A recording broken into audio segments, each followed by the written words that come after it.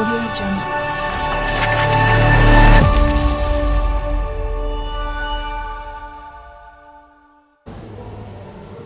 Assalamualaikum warahmatullahi wabarakatuh. Waalaikumsalam Halo, warahmatullahi wabarakatuh. Sobat Semanggi.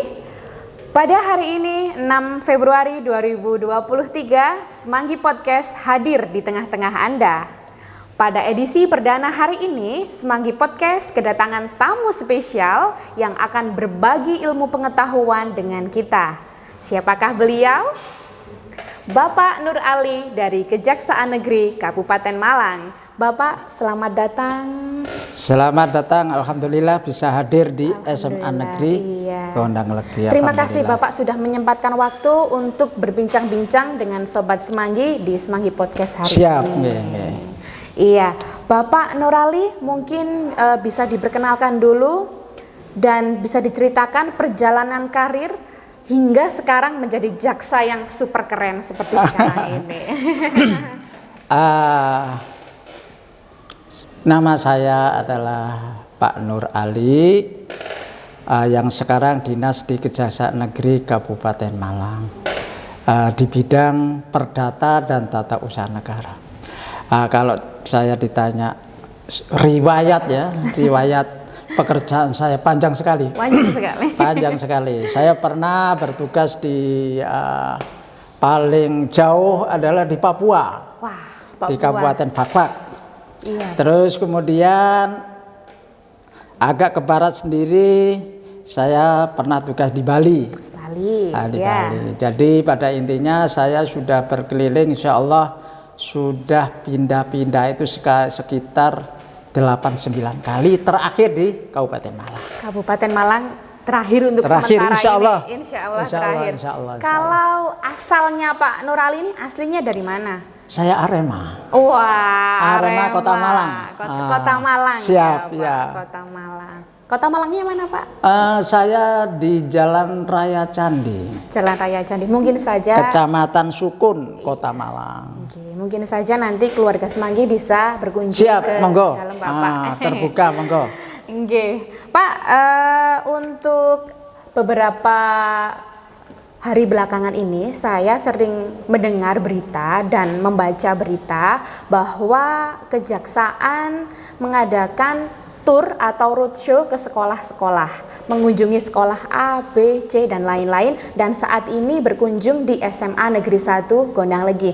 Nah, Bapak sebenarnya tujuan dari kunjungan-kunjungan itu apa, Pak? Alhamdulillah, ini adalah bagian daripada program Kejaksaan Negeri Kabupaten Malang. Jadi bukan hanya di sekolah-sekolah ya, di desa-desa juga ya.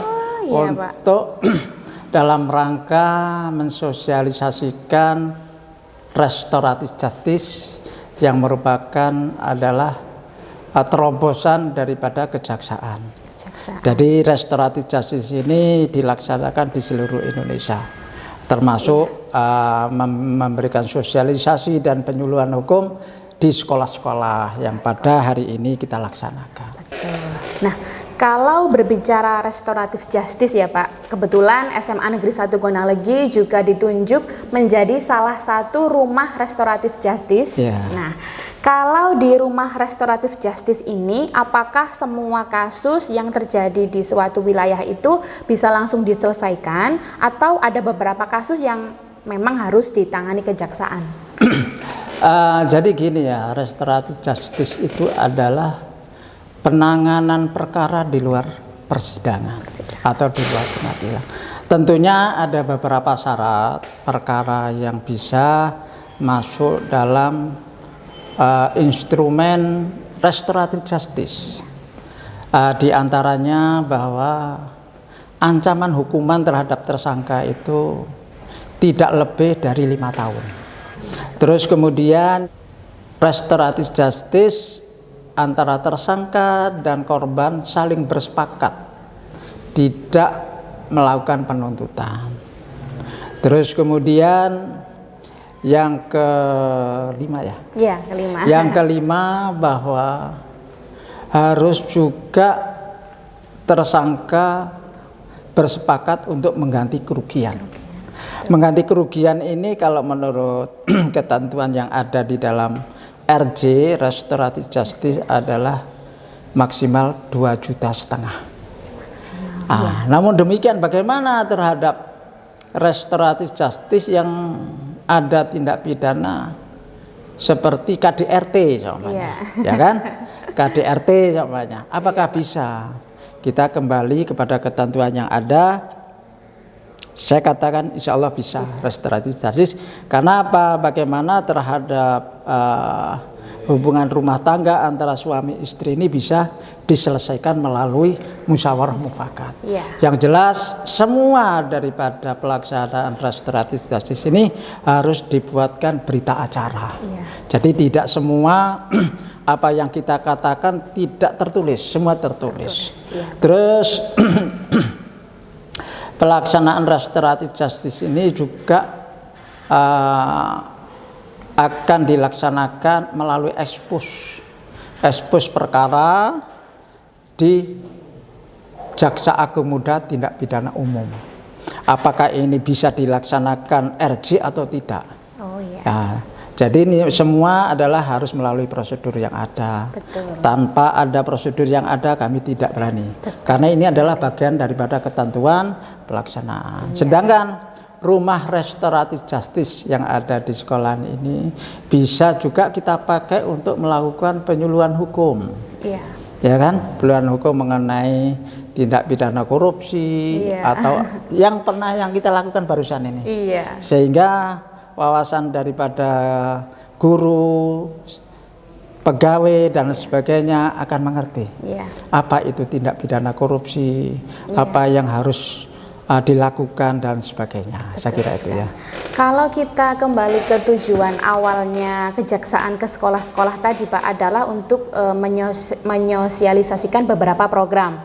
Nah, kalau di SMA Negeri 1 Gondang Legi hari ini kita membahas secara mendalam tentang anti korupsi. Kalau di sekolah-sekolah lain apakah memang yang digaris besarkan adalah anti korupsi atau bagaimana Pak? Jadi pada intinya bahwa penyelesaian hukum itu semua bidang undang-undang tindak pidana. Bisa tindak pidana korupsi, bisa bidang perdata dan tata usaha negara. Kebetulan tadi kita ungkap, kita bahas, kita paparkan tentang bidang perdata dan tata usaha negara yang ada di Kejaksaan Negeri Kabupaten Malang. Tadi sudah kami jelaskan.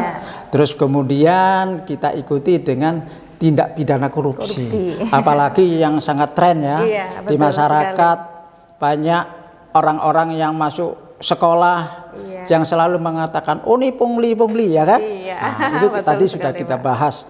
Untuk itu dengan adanya sosialisasi tadi itu insya Allah dari Dewan Guru, Kepala Sekolah maupun komite akan mengerti apa itu pungli, apa itu gratifikasi, dan apa itu suap. Saya kira itu ya. Sekali, Pak.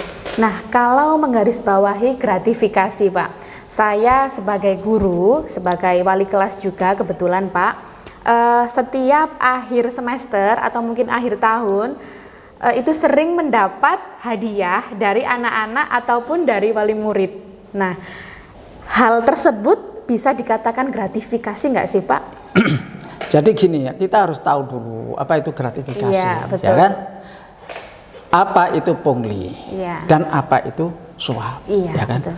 Gratifikasi itu adalah pemberian yang ada hubungannya dengan suatu jabatan atau pekerjaannya.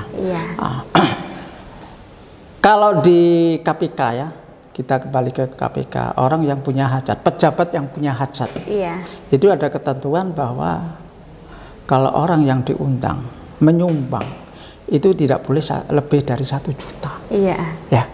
Kalau di atas itu ada dugaan itu adanya gratifikasi. Betul.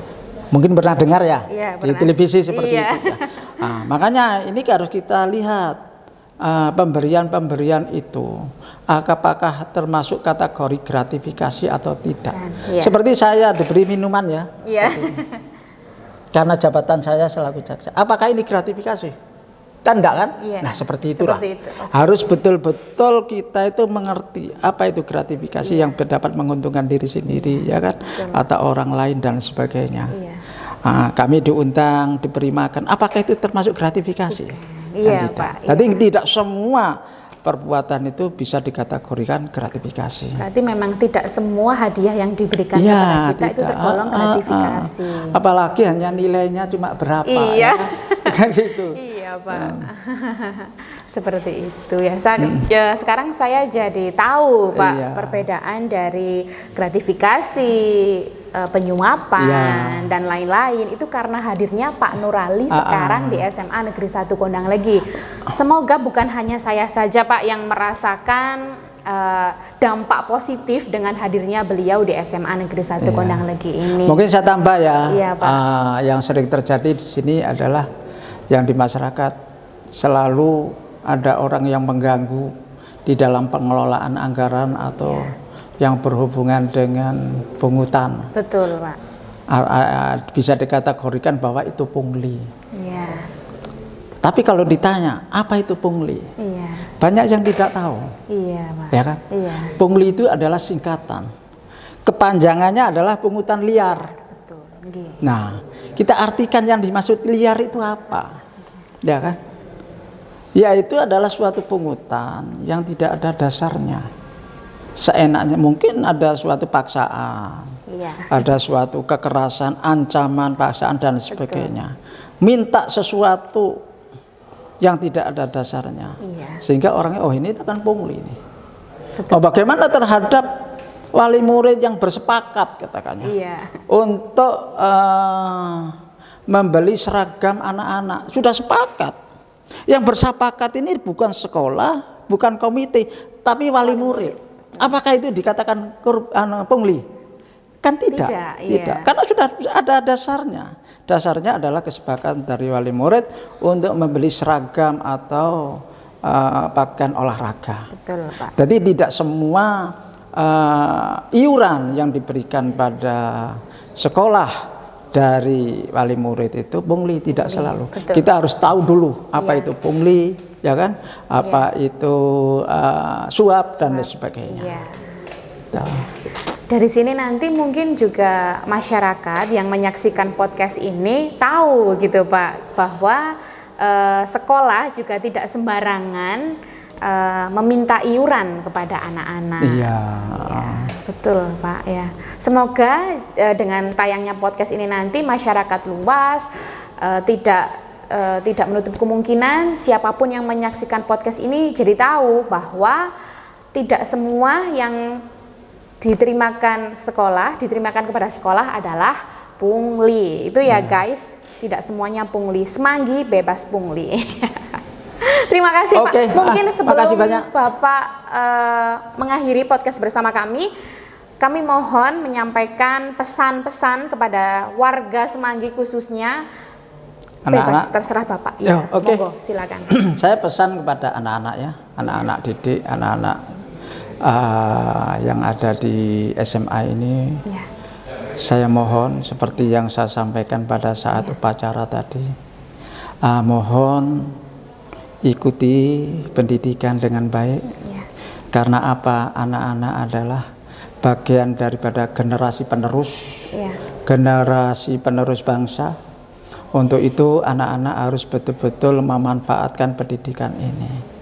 Kemudian saya juga pesan, tolong anak-anak di dalam pergaulan jangan sembarang orang digauli. Jangan sembarang anak ikut mengikuti arusnya. Betul. Karena apa? Takut. Karena apa? Zaman sekarang zaman kebebasan. Kebebasan bukan berarti kebebasan yang seenaknya. Betul.